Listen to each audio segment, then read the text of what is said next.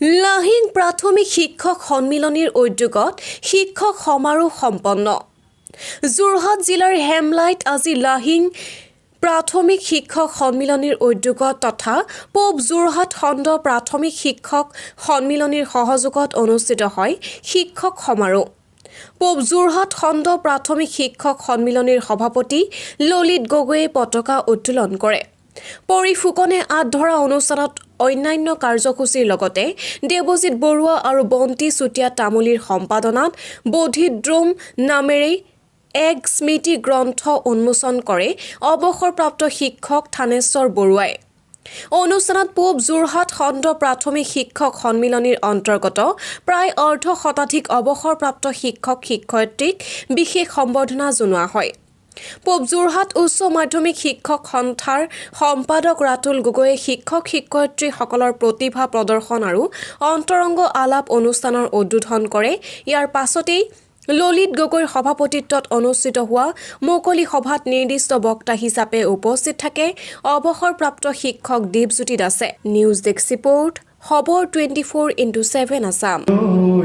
তাতেনো কি হরে দুখ মোর বান্ধয়, তাতেনো কি হরে দুখ মোর বান্ধয়, তাতেনো কি হরে দুখ।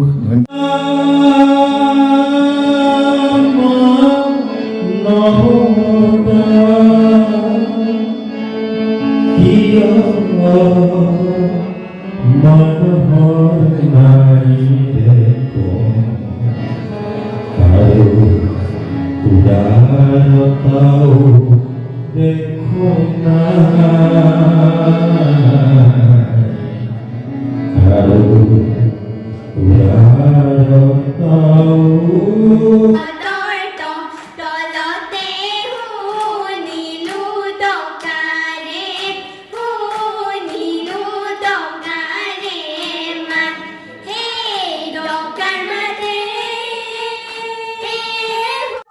আজি শিক্ষক সমাৰোহ, আজি 22 মাৰ্চ।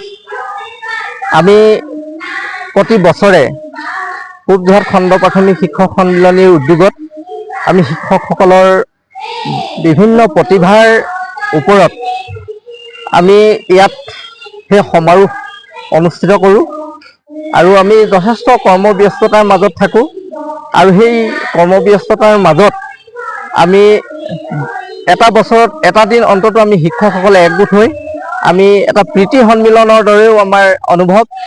আৰু ইয়াতে আমাৰ শিক্ষকসকলে বিভিন্ন নিজৰ নিজৰ প্ৰতিভা পৰিৱেশন কৰিছে আৰু আমাৰ যিসকল জ্যেষ্ঠ শিক্ষক আমাৰ অগ্ৰজ আছিলে, যিসকল অৱসৰপ্ৰাপ্ত শিক্ষক আছিলে, আমি তেখেতসকলক আমন্ত্ৰণ কৰি আনি ইয়াত আমি তেখেতসকলক সম্বৰ্ধনা জ্ঞাপন কৰিছোঁ আৰু তেখেতসকলৰ আশীৰ্বাদত, তেখেতসকলৰ পৰামৰ্শত আমি শিক্ষক সমাজখন আমি আগুৱাই গৈছোঁ। আৰু এটা কথা ক'ব লাগিব, অসম ৰাজ্যিক প্ৰাথমিক শিক্ষক সন্মিলনী, যোৰহাট জিলা প্ৰাথমিক শিক্ষক সন্মিলনী, পূব যোৰহাট খণ্ড প্ৰাথমিক শিক্ষক সন্মিলনী অন্তৰ্গত আমাৰ 8টা শাখা আছে আৰু প্ৰতিটো শাখাই আমাৰ ইয়াত সহযোগ কৰিছে। আমি খুবেই আনন্দ অনুভৱ কৰিছোঁ। আমাৰ পুৱাৰ কাৰ্যসূচী আছিলে আমাৰ গছপুলি ৰোপণ, তাৰপিছতে আমাৰ সন্মিলনীৰ পতাকা উত্তোলন আৰু তাৰপিছত আমাৰ স্মৃতি তৰ্পণ, আমাৰ এখন গ্ৰন্থ উন্মোচন কৰা হ'ল। আৰু আপোনাসকলেও হয়তো অৱগত হৈছিলে নকছাৰী শাখা সন্মিলনীৰ দুগৰাকী কৰ্মৰত শিক্ষক তিলক গগৈ ছাৰ আৰু অম্বিয়াৰা বেগম লাহন বাইদেউৰ অকাল বিয়োগ হৈছিলে। তেখেতসকলৰ স্মৃতিটো আমি তাত আমাৰ স্মৃতি গ্ৰন্থত আমি জড়িত কৰিছোঁ। আৰু অনাগত সময়ত শিক্ষক সন্মিলনীয়ে এনেধৰণে ঐক্যবদ্ধভাৱে থাকি শিক্ষকৰ ঐক্যতা বজাই ৰাখি আমি শিক্ষকসকলৰ সমস্যাৰাজিও সমাধানৰ পদক্ষেপত আমি সদায় অগ্ৰণী ভূমিকা লৈ আহিছোঁ। আৰু লগতে আমি ছাত্ৰ ছাত্ৰীসকলৰ যিখিনি সমস্যা সেইখিনিও আমি আমাৰ সমাধানৰ কাৰণে আমি সদায় পদক্ষেপ লৈ আহিছোঁ।